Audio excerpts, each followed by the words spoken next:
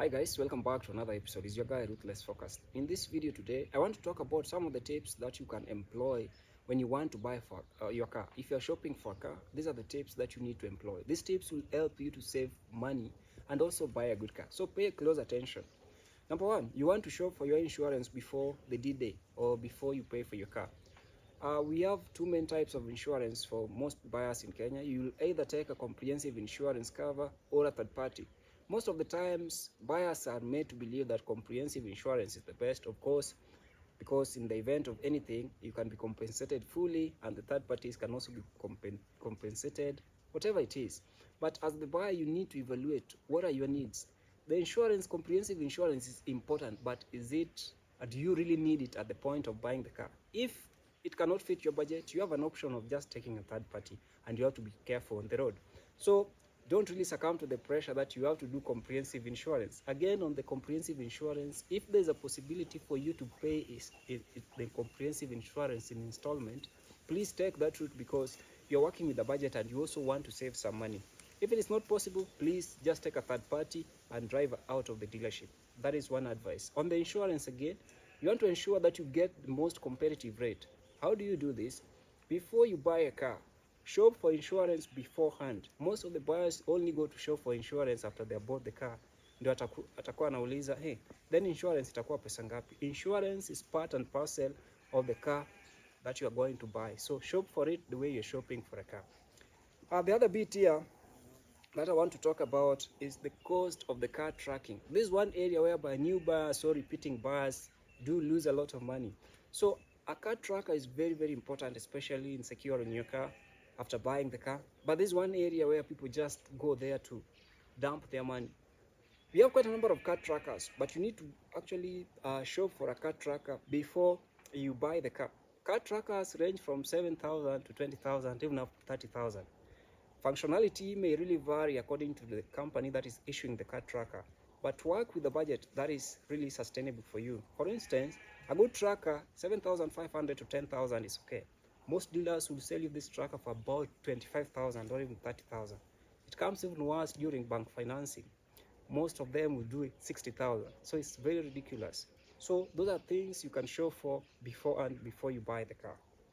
The other cost that you are likely to incur here is what is called choose the method of buying the car. Now, which method is cheaper for you? That is something that you need to determine before you set your foot to a dealership. Are you going to use bank financing? Are you going to use SACCO financing? Are you going to use what we call hire purchase? Are you going to use any other method? So regardless of the method that you're going to use, ensure that the base lending rate of the organization that is going to finance your car is actually favorable to you because you are the person who is going to buy the car, pay for the car in totality. So most people, they look at the turnaround of time of these people who can give them the car. For instance, most people will choose hire purchase because the turnaround time is maybe within 10 hours you have the car. You go to a showroom today, you've done the paperwork, they only need KRA and what we call the ID. Then you install a tracker in the car, you take your insurance, and you're good to go. Most new buyers do not focus on what is called the long-term cost of hire purchase or the long-term cost of bank financing. There are instances when buying in cash may be better than buying on credit, or there are instances when buying a car on credit may be better than buying in cash. So you need to evaluate what works for you and can you pay for the installments. Do not really focus so much on the deposit that you're paying at the point of purchase when you're buying a car on credit. Focus so much on the total amount on the car unadaiwa at the end of the period of purchase. So that is one area that you have to look at. The other bit that I need to advise you on is what we call there's unnecessary expenditure on after sale services on a car. Today, if you buy a car, after buying the car from the showroom, you need to understand that one, you'll need service. And this is one area that most buyers are naive about it. People think that every car needs a comprehensive service after you bought it from a dealership. I am not against the dealers who are really cashing in service industry, but I'm just trying to highlight that you don't need to do the most expensive service after buying a car from a showroom. For your information, most cars that come from Japan or maybe UK, they have what is called service history, and this is one area that you want to check. So not all cars will require comprehensive service after buying them. You need to check what is the most important aspect of service that you need to do. If it is just, you can just do the oil change, do your oil filter, maybe air filter. If the car was maybe serviced like a month ago or two from Japan, you need not to worry. This is one area that most new buyers spend so much money trying to really meet the standards that do not really exist. Now then, it means we have other accessories after buying the car from a showroom that people find themselves spending so much money on. For instance, after you bought the car, unataka kuweka tint, you want to do your tinting. As any vendor, they will want to upsell their services and products. So, ukifika kwa tint, unaambiwa, oh, we have the normal tint, we have the American tint, we have the British American tint. I don't know. There are quite a number of tints, quite a number of shades, which is making proper sense. But financially, when you look at your pocket, that is what should be guiding you. You may end up spending so much money trying to get something that is not really needful at that point in time. There are other aspects that you can actually do. So don't succumb to that and do the service and spend so much that ukishanunua gari hata una pesa ya kukunywa maji. That is one area that you need to focus on. Now, as you're planning to buy a car, what you need also to understand is that you need to have information about the car that you want. This one as a buyer is going to help you save your money and also going to help you get a good deal, also going to help you understand properly what you're getting into. There's a trend in the Kenyan car industry whereby dealers also want to really reap big by selling what is called high trim level of cars or performance trims, and these cars that they are selling, they are entry level grades. For instance, there's this idea that most dealers just rebadge their cars. You see, if you look at a manufacturer like Mercedes, a performance division mostly is the AMG line or the AMG. So utaenda upate gari hapo nyuma imeandikwa AMG line, and this is not AMG, it's just a basic entry Mercedes Benz. So the price that is being charged is for AMG line or AMG. But then you, the buyer, since you don't have information, how should AMG look like? How should the GTI look like? People will sell you a normal Polo for a GTI, and you'll pay for the price for a GTI, and you don't know how the difference between a Polo GTI and a Polo Vivo or a Polo itself. So research before you get to the dealership, know the differences that you're looking for in a car so that you can actually decide whether you're going to pay more or you're going to buy entry level. People will capitalize on your ignorance because they know you don't know. So be aware of that. The other tip that I want to share with you is that there is a hidden cost that most Kenyans would actually incur unknowingly. We talk about you as the buyer need to understand the year of manufacture, the difference between the year of manufacture and what we call the generation of a car. You may pay more money, but you're getting the same car. Now, let me put it into perspective. One, for instance, if you have a Fielder 2016 and a Fielder 2017 in the same generation, let's talk about the NKE 165, that is the hybrid Fielder. Somebody is going to tell you the 2017 Fielder is about 1.95, but the 2016 Fielder is about 1.8 or 1.75. There's almost like 200,000 difference. Of course, somebody would say maybe the duty is different from the previous year. But what you need to understand as a buyer is that sometimes dealers will sell you year of manufacture as opposed to generation of the car. What is generation? Generation of a car is that time period when there was production of a particular model and there were no features on this car that were changed. So after generation, that is when the car is being modified. Also, features are being upgraded. There are some things that are being changed in the car. So if you take a Fielder 2016 and a 2017, which are in the same generation, but they are of different year of registration or manufacture, you are likely to pay more trying to chase a Fielder 2017, but these cars are the same in terms of every other thing apart from year of manufacture. So before you actually say, I want a 2017 model, define the generation. If the generation between a 2017 and a 2018 are different, then it is justifiable to pay more money buying a 2018 car as opposed to 2017, or a 2017 as opposed to 2016. So know the generation and not year of manufacture. Otherwise, you are going to pay more. I hope that makes sense. If you watched this video up to this point, I'd actually ask you to like the video so that other people can also get to watch this content, because people are buying cars, but they are going there without this information. And such kind of information is really hard to get on Google. On Google, you'll just get generalized information that is not tailored to the Kenyan market. The other tip that I need to talk about here is what we call the cost of car buying agents. You know, if you go to Gigi today, most people, that is where maybe your shopping process starts, going online, checking people who have posted cars. So you realize that majority of people who post these cars online, especially in Mombasa and Nairobi, they are not even the dealers who sell these cars. They are representatives or brokers. Let me put it clear. These are brokers. So brokers are agents who lead you to the dealer who has the car. So if you are naive, you may incur so much trying to buy a car through a broker, as opposed to at least just incurring the market rate in terms of the cost that you are going to pay. So I'm not saying that brokers are bad people, but you need to understand that a broker can also make the deal so expensive for you if you're not keen. How then should you deal with them as a buyer, whether you are going to buy your car in Mombasa or Nairobi? If you've gotten in touch with the broker, please have it in mind that regardless of the situation, broker is going to be given a commission when they sell for you this car. Anytime a broker or an agent takes you to the showroom, it means that he has brought a client to that showroom and there's a cut for him. And that is what maybe you can actually negotiate with him. Unaweza mwambia, I know hapa kuna commission yako, but make sure that I also get a good deal. But you, on your part, don't be compelled to actually give the broker money, because I've seen quite a number of clients. You pay the broker to look for the car. Again, the broker is paid from the dealer who is giving him commission.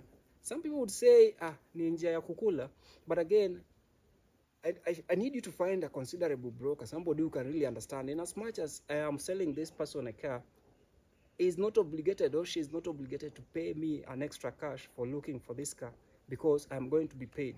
And if you're going to pay the broker to look for the car, then it means that it should be very flexible in terms of the commission that the dealer is going to give him. I've seen instances where these brokers make the deal so hard, especially for the sellers of this car, because the money that they are asking is even more than the profit of the dealer who is selling the car. So using a broker is good, but have a good broker who can lead you to the showroom and buy the car through them. The other bit that I need to talk about here is the aspect of the cost of excitement when you're buying your car. You see, a car is a big thing, and is one of the purchases that most of us have been looking forward to fulfill. But when we are going to buy our cars, we are always filled with a lot of excitement. Our dopamine level rises, and then this clouds our mind. We cannot make good decisions. So the cost of excitement comes in when you've walked to a yard or a dealership, and then you've identified a car, and then you are all over this car trying to really show the dealer how you love this car. It's not bad, but I think moderate excitement would give you an ample time to actually see in between the lines. Once you are excited, the dealer would actually stick to their price most of the times, because they know, okay, ashapenda hiyo gari, so there's no any other way. Hata kama atashuka, they will just punguza kidogo tu. It won't be so much. Then excitement also will cost you another thing called checking the car, the sanity to check the car properly before you pay for it. Ukishaona gari iko na ngoma, kila kitu iko na, then it means at the end of the day, you are clouded. You can even not detect things which are missing in the car, and that is one area that you are going to only realize after you bought the car. So I'd urge you, if you're going to buy your car, at least suppress the excitement and ensure that you be keen before you pay for the car, because there's cost that you'll pay for the excitement.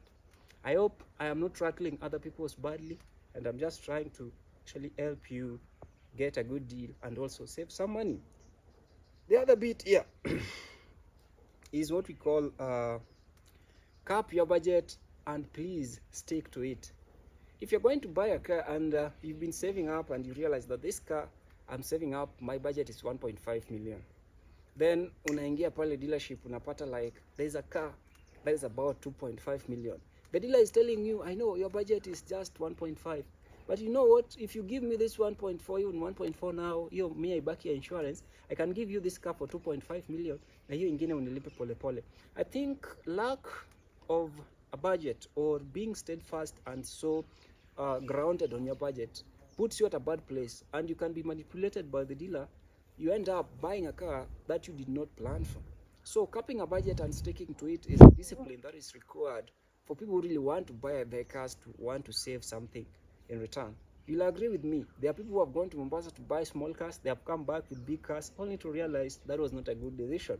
So you need to remember, cars and mobile phones are the same. We'll keep seeing better ones and new ones every day. It's only a matter of discipline that will keep you grounded to help you make sane decisions when you buy. So don't be impulsive. Please resist and reject any attempt to make you spend more than your budget, if that is okay with you. The other bit there, as I finish this video, is what I wanted to say is that there is missing parts and accessories costs. These are costs that most people do not see, especially when they have liked a car. So before you buy any car, you need to establish the missing parts. One of the things that I really see is the issue of battery, a dead battery. So you drive out of the dealership after maybe a month, your battery is dead. There's around 8,000, 10,000, 20,000, depending on the model of the car that you want. So you need to insist on the missing parts, spare wheel, or the puncture kit. This is something that you need to understand. These are things that you need to check before you leave the dealership. Or, after paying, story it'll change. So you can only look at these things before you pay. So there's also the aspect of the stereo system, that is the radio system. Unatoka gari kwa dealership, unaona radio haifanyi, unaambiwa you're supposed to actually incur that cost. No. The dealer should actually insert for you that memory card into the system. Leave the dealership when your radio is functioning, your battery is intact, your spare wheel is there, you have the handle, jack, wheel spanner, and the rest. Failure to do that, these are the immediate costs that you're going to incur, and is upon you. So I hope that one makes a lot of sense. As I conclude, because I must conclude this video, some people are now looking at me badly because, hey, wewe unatuharibia soko. No, this is the reality. The other things here is that choose between the extras and the functionality of a car that you're looking for. You see, most of the time, dealers want to upsell. And upselling means that they want you to buy the highest priced items. So accessories like extras, they will tell you this car is fully loaded. So if you're a person who is looking at a fully loaded car, and by a fully loaded car we mean things like alloy wheels, things like sunroof, leather seats, DRLs, daytime running lights, the fog lights, talk about the roof rails and stuff like that. So you have to choose in between. Sometimes some of these things you don't need them. So utaambiwa hii gari juu liko na alloy wheels, it is more expensive than this one without the alloy wheels. Those are things you need to understand, only to realize that these alloy wheels are not even alloy wheels from Japan. These are Chinese alloy wheels that have been just bought in Kenya. They have been replaced. The car now looks better, and that is what you're paying for. So you'll end up paying more because the car has alloy wheels. Another thing, things like fog lights, those are things you can even put yourself, but the dealer will go and put them, then they will charge you an extra coin for that. These are things you can do for yourself. So things like sunroof, you only have to establish if it is important to you to have a sunroof and pay more, because you'll be told Subaru Forester with sunroof is about maybe 6.5 or 3.5 million. The one without, I'll do 3.4. There's a difference of about 150,000. So if you're okay with spending that, then go ahead. But if you want to save, don't be naive enough to stick to, nataka tu gari iko na leather seats, nataka tu iko na alloy wheels. What is the functionality that you're looking for? What is the value? Are you looking for aesthetics, or you're looking for mobility functionality? That is something that you need to make peace with. And once you've done all that, I guarantee you're going to buy a good car, and you're also going to save tons of money. So don't say I did not warn you. And that brings me to the end of this video. And if you've made it to the end of this video, please do us a favor, like the video so that people can also get to watch this video. See you in the next video. Bye bye.